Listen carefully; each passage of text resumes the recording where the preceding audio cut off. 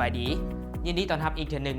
ถ้าเจ้าได้ติดตามเบิ่งจันมิลาที่ได้สร้างแผนธุรกิจได้แบบง่ายดายแล้วก็ถือว่าเจ้ามาได้ครึ่งทางแล้ว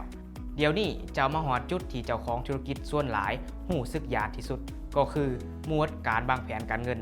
และถ้ามันแม่นหมวดที่เจ้ายานที่สุดบ่ต้องห่วงเพราะมันก็เป็นสิ่งที่จันมิลาเคยหู้สึกมาก่อนเช่นกันและสิ่งที่เราได้เฮ็ดในแผนวาดของรูปแบบธุรกิจสามารถช่วยเราได้หลายในหมวดแผนการเงินนี้นางจันมิลาจะเบิ่ง2หมวดย่อยคือการคิดไหลต้นทุนและความต้องการในการลงทุนและแผนการเงินในหมวดย่อยการคิดไหลต้นทุนและความต้องการในการลงทุนเราคิดถึงสิ่งที่เรามีและสิ่งที่เราต้องการเราได้เฮ็ดเข้าเคียบมาได้ระยะหนึ่งแล้วฉะนั้นเรามีอุปกรณ์ที่ต้องการบางอย่างแล้ว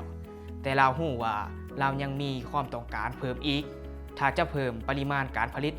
เราก็มีหมู่ที่สามารถช่วยออกแบบบรรจุภัณฑ์ได้ฉะนั้นจะบ่มีค่าใช้จ่ายสำหรับจุดเหล่านี้แต่ก็ยังมีอุปสรรคอื่นที่เราต้องการและเราได้เฮ็ดเป็นรายการออกมาและค่าใช้จ่ายสำหรับห้างในตลาดบรรจุภัณฑ์การพิมพ์สลากและเราต้องจ้างคนมาช่วยเราอีกดังนั้นเราจึงเฮ็ดเป็นรายการและคิดไหลเบิ่งว่าจะตกเป็นราคาเท่าใดจากนั้นเราเบิ่งว่าเราจะสามารถประหยัดเงินได้หลายปานใดและสามารถตัดสินใจได้ว่าเราสามารถเริ่มได้ด้วยเงินเท่าใดเรามีเงินเก็บอยู่หน่อยนึงที่ได้จากการเฮ็ดเวียกเสริมและเงินที่แม่เฒ่าของเราเอาให้อีกหน่อยนึงจันมิลาได้ตัดสินใจว่าเรามีเงินเพียงพอที่จะเริ่มเฮ็ดธุรกิจแล้วถึงว่าการมีเงินหลายจะสวยได้ก็ตามต่อมาแม่นหมวดย่อยแผนการเงินในหมวดย่อยนี้นางจันมิลาได้เอาใจใส่ต่อการขาดคะเนรายรับเล่าได้เอาสถานะการเงินร่วมเข้ากันซึ่งจะอธิบายว่าจะได้เงินเท่าใดและมีค่าใช้จ่ายเท่าใดในระยะ3ปีข้างหน้าเราเห็นว่าจุดนี้ยากหลายเพราะว่าเราบ่สามารถรู้ได้เราหวังว่าเราจะขายได้หลายเท่าที่เราคาดหวังไว้แต่เราก็ยังบ่มั่นใจเถื่อฉะนั้น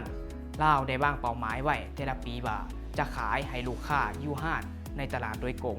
ขายผ่านทางสื่อสังคมออนไลน์และขายอยู่ในหมู่บ้านเราตัดสินใจว่าเราจะขายให้ได้จักถุงและจะมีรายได้จากการขายนี่เท่าใดเราได้เติมข้อมูลเหล่านี้ใส่ในแถวปีทับอิฐจากนั้นเพิ่มอีก 10% ในปีที่2และเพิ่มขึ้นอีก 10% ในปีที่3ของเราออกมาดีอิงตามการขายของเรารายรับในแต่ละปีแม่นหลายกว่าค่าใช้จ่ายเราเชื่อว่าถ้าเราเฮ็ดเวียกหนักเพื่อขายสิ่งที่เราผลิตเราจะสามารถบรรลุเป้าหมายที่วางไว้ได้แต่เมื่อเราเติมข้อมูลใส่จำนวนเงินที่เราต้องจ่ายในปีทับอิฐเรารู้ว่าเราบ่มีเงินเหลือหลายโดยเฉพาะแมน6 เดือนทับอิฐเราพยายามบริหารเงินที่เรามีแต่เราก็รู้ว่าเราอาจจะต้องมีทุนจำนวนหนึ่งอีกโดยเฉพาะแมนถ้าเราต้องการขยายธุรกิจฉะนั้นเราก็ได้คิดไว้เช่นกันว่าเรา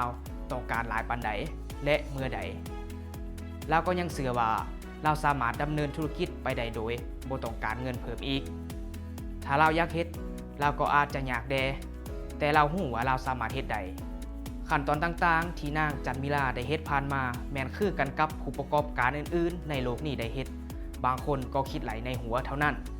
แต่หลายคนก็เขียนมันออกมาและผู้ที่เขียนมันออกมาส่วนหลายแม่นประสบผลสำเร็จ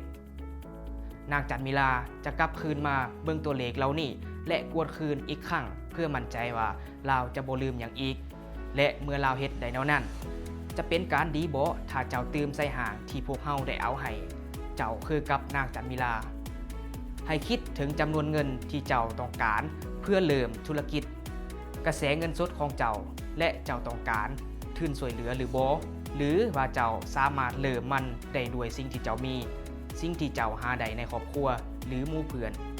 และเมื่อเจ้าคิดได้แล้วเจ้าก็พร้อมแล้วที่จะเขียนหมวดสุดท้ายของแผนธุรกิจแล้วพบกันในวิดีโอต่อไป